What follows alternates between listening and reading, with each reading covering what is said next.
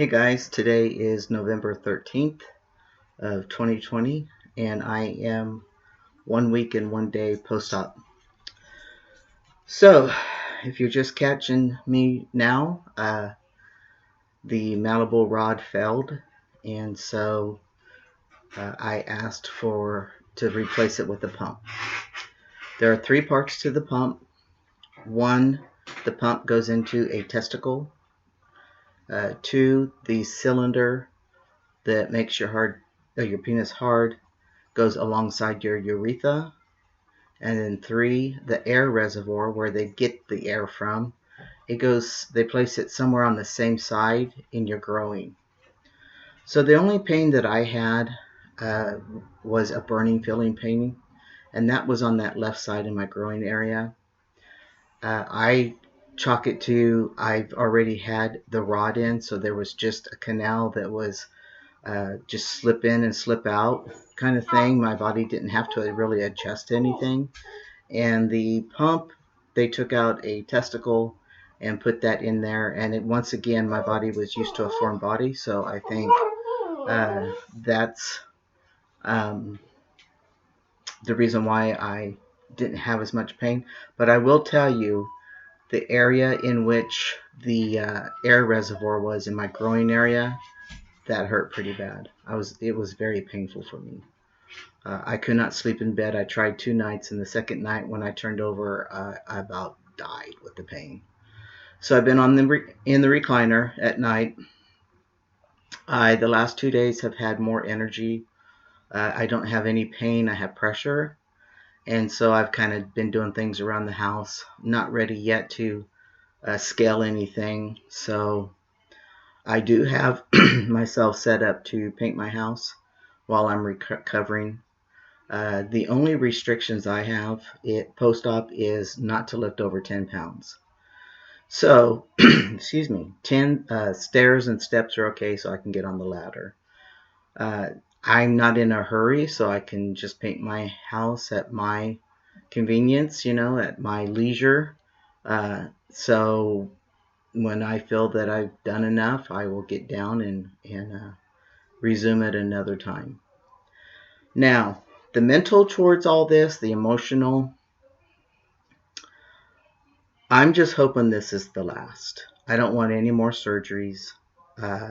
Unless this thing causes infection or does something to my body that needs to come out, it's not coming out. Even if for some reason it fails, it's not coming out. It's staying. I'm sure I will change my tune if the doctor says it needs to come out. So I don't know what I'll do then, to be honest with you. One of the reasons why I wanted the erection device was to give me girth. After the phalloplasty and everything settled down and all the swelling was gone, there wasn't enough meat in it to give it any firmness. It was just skin, and I didn't like that. I mean, I would have dealt with it if we didn't have any other opportunity. But I wanted the erection device to give that girth. The rod was really hard. I was worried at times emotionally about my great nieces coming up on my lap or coming against me and hitting that rod. It's definitely, when you bump up against it, it's noticeable. So I don't know how the pump's going to be after. It's semi-inflated right now while it's healing, so we have to keep it straight out. We have to keep gauze underneath it so it doesn't drop. It's been kind of weird running around with a semi-erection, but I don't go anywhere. And when I do go outside, I put my hands in my pockets to try to divert that scene. So there's another thing I want to talk about. It's the holidays. As you guys pretty much know, that COVID is running rampant. And it's really hitting the northern states. Trump was doing like 5 rallies a day, nobody wearing a mask, all in enclosed. And, Even his election day party, he's got what, 2 or 3 officials that are his head people who have come down with it. And now they're announcing today that dozens of the Secret Service men and women have tested positive and have to isolate. So the recklessness of this president and not adhering to the seriousness of this virus has caused many deaths. And then the disrespect that people have his supporters and him and his cabinet and all those who follow him, the Republicans, having no respect of masks. Now they're playing a different tune in a lot of those areas, but still, the damage has been done. It's going to be up to the American people to adhere to the CDC and to other health officials to stay home Thanksgiving. I know it's hard, but stay home, have your own little dinner. As one official said, it's better to skip this Thanksgiving with family and have next year's family or Thanksgiving with the family you want. So mainly saying, you could lose some family members if you guys get together. You never know. That's worst case scenario. And one of them could die. 1 in 4 Americans are dying right now. So it's not, well, maybe that's not 1 in 4. It's 1 in 6 or something like that. But it's sad. Or maybe it's 1 in 4 is being affected. I know the death rate has climbed tremendously. But it's serious, guys. I don't care what spectrum you are on the political, chart, but this is real, and this is about us. This is about us cracking down and getting our nation back on track, getting people back in their jobs, getting kids back in their schools. I don't know what state just elected a new female congresswoman, but she's already made the news that she didn't agree with the mask mandate in Congress, and she's part of the QAnon.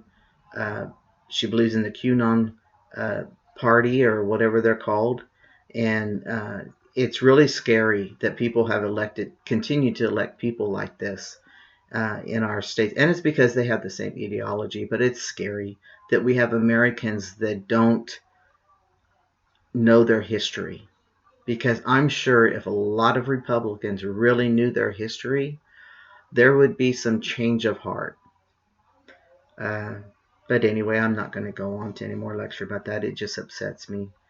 I really feel bad for the families. And not only that, guys, these people who are hospitalized, they don't get nobody in the room with them. They're by themselves. They die alone. And guess what? Family, when they lose them, can't see them. And one nurse, 39 years old, left his house that morning, gave his kids and wife a kiss, and did not return home. He was 39. He contracted the COVID and died. It's serious. 100 nurses in East Michigan, I believe it is, in one hospital has COVID. They cannot find enough personnel to cover them. That was one of the hot spots for one of the rallies. So guys, it's serious. People, day of election, when Biden was projected, not the day of the election, but on Saturday when he was projected the winner of Pennsylvania and got the 270 electoral vote, people were so good in the beginning. They weren't social distancing, but they were wearing their masks and stuff. And then as the day went on and they were drinking alcohol and stuff, there was no masks. And so that is going to have repercussions. So we need to really be disciplined and hold ourselves accountable. I would hate for me to give this to my mom. She has COPD. I would hate for her to go into the hospital and have to go on a ventilator because of her lungs, and we would never see her. I don't know if she could make it. But anyway, let's get back to the real stuff. So I'm going to kind of just branch off with this thought all in your heads. I know I've talked about politics the last two videos, I believe it is. And what I want to talk about this time is not necessarily politics, but how politics has affected me personally. I've told you that my family registered Republican because they thought Hillary was going to take away their guns. Now, this family is very highly influenced by my nephew in law's family, who are all pro gun, white type people. They don't have any interracial relationships within that family dynamic, and they don't have any LGBT people in that dynamic, at least that's come out. And so they've never been challenged to have to fight for someone's rights. And it saddens me, the rhetoric that they put on Facebook and that they copy and paste or share, whatever you want to call it. I feel like it's a slap in my face because the Republican Party is anti-LGBTQ, abortion, all that stuff. And I thought, where along the line did my family lose their values and their morals? Well, guess what? My brother-in-law was Republican. He voted against gay marriage in same-sex marriage in California. So I should have thought about that. I just now actually came to terms with that. I'm like, oh, well, I don't know if he talks about it in the house or not. My sister's totally no political affiliation at all, and anti-politics actually. But now she's resharing,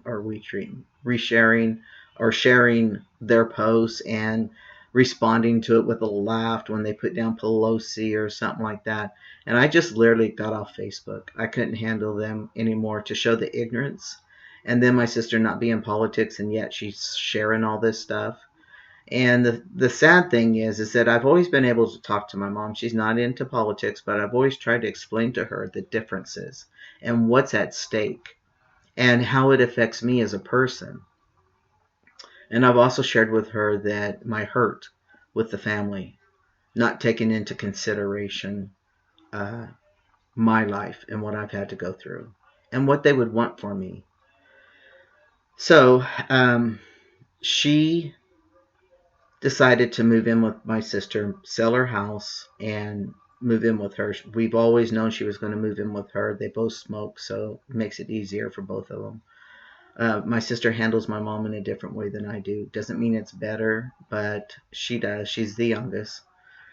So now I was giving my mom an update on the COVID and some of the politics behind it, and she texts back, I don't do politics. And I said, or I'm not going to respond to it. I don't do politics. And I just texted her back and said, I didn't ask for you to respond. I'm just giving you some information. And I said, and you've never said that to me before. And she texted back, yes, I did. And then she said, thank you for the info. And I thought, you know what? Now I can't even go there. Can't even talk about it. But what I've realized out of the course of all this is that my family tolerates me. That's the word I think fits my relationship with them now.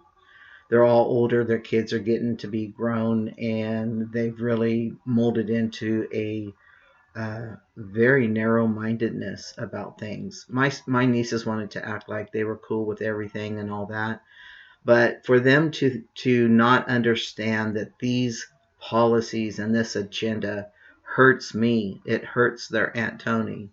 Uh, lets me know that they don't care, that party is stronger than family, and it saddens me. So that's where I am with the politics and stuff. Uh, the holidays, I already told my mom that we would not be attending Thanksgiving way before all it started climbing, because my family was against the mass in the very beginning, so I don't know where they go and what they do, and so I'm stepping back. And I texted her and told her it's going to be hard not being with the family on holidays, but you got to do the best for everybody. And I gave her an opt to come here, and she said thank you, but I'm going to stay here. And I thought, I had told her when we were moving her that her and I's relationship will start changing. And I said, you're just different around Tracy, and you respond to me different, and I just want you to know up front it's going to change.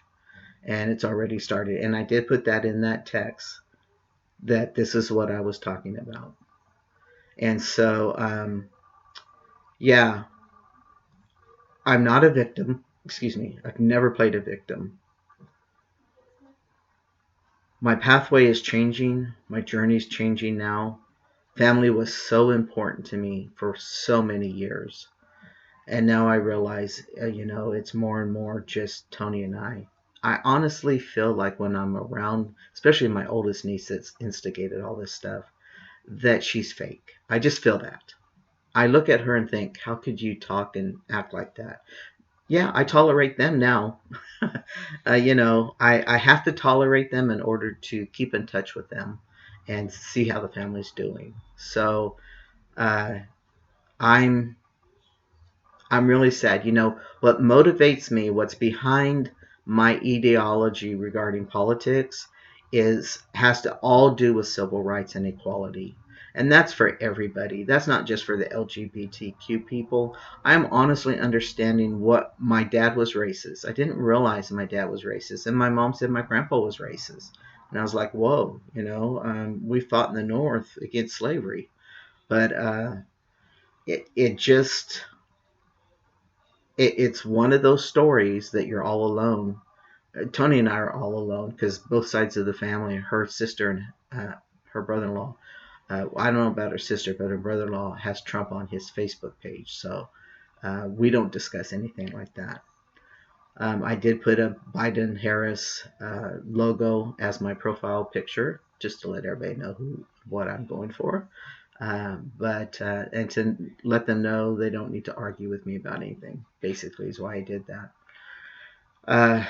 My faith, I've talked to you guys many times about through the years of suffering and trying to deal with the gender identity. In many years, I didn't know it was gender identity. Not understanding why God created me the way He did. If people, the way they preach at the pulpit and all that is so bad and terrible, why would He create me this way? If I'm such a sinner and I'm going to go to hell. But my faith has always kept me going forward. I've always known that God's bigger than these words out of their mouths. I always known that there's a higher deity, whether it's your own inner faith and hope that makes it strong to get through things, or you really have this relationship. I have this relationship. I don't know what it is. You can label it anything you want.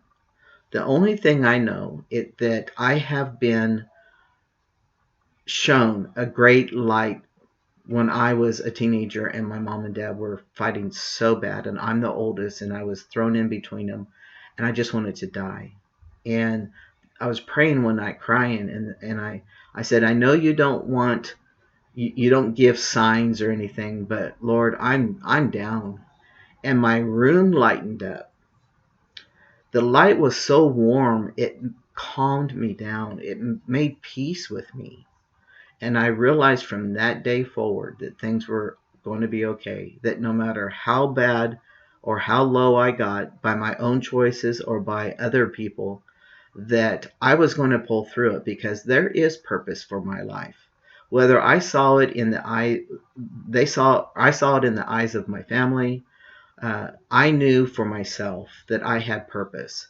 And every day I wake up, I have purpose. It may not hit me in the face.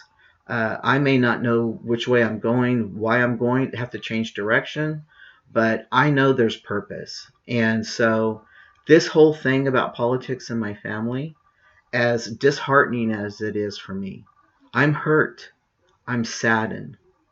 But I also know I've lived too long being oppressed, and I'm going to live my life fully and enjoy life, and I don't have to get the acceptance of anybody. I used to feel like I needed my mom's acceptance, so I'd always tell her what I was going to do, and even as an adult I just needed that confirmation from her. I don't have that anymore. That's not my drive. I know where I'm going. I know what I need to be. I need to be a good human being. I need to treat people with respect, be kind and peace, and even those against me, my family. If I can't handle the situation, I stay out of it. That's the bottom line. I realize now this is going to change too. And it has been changing, but I finally have accepted it. So guys, whatever your journey is, I don't know how your faith is. I don't know if you were raised in faith so that you don't know how to have faith. But know this. Know that you are worthy. You are worth something. You were born on this earth for a reason. You weren't born on this earth to be someone's toy, to be a victim by someone else. You weren't born to stay depressed and have a black cloud over you. That's the adversities of life that want to bring you down and not let you shine. Start cleaning up your yard, one step at a time. Take out the trash. Don't blame people, because that's the worst thing you can do, because then you stay victimized. Start understanding that whatever they've done, whatever they feel, whatever they say is their choice, but now you have control whether you respond to it, whether you keep yourself around these people, whatever it is. The ball's in your court. You can't control things much when you're a kid, but you can go to counseling if things happened when you were a kid. You do have things to help you through, and that doesn't mean alcohol and drugs. Be healthy, my friends. You have purpose and you are worthy. Always take it one day at a time. That's why I say that. Just one every morning. Just focus on that day. Always make your journey as simple as possible. Blessings to you and happy holidays.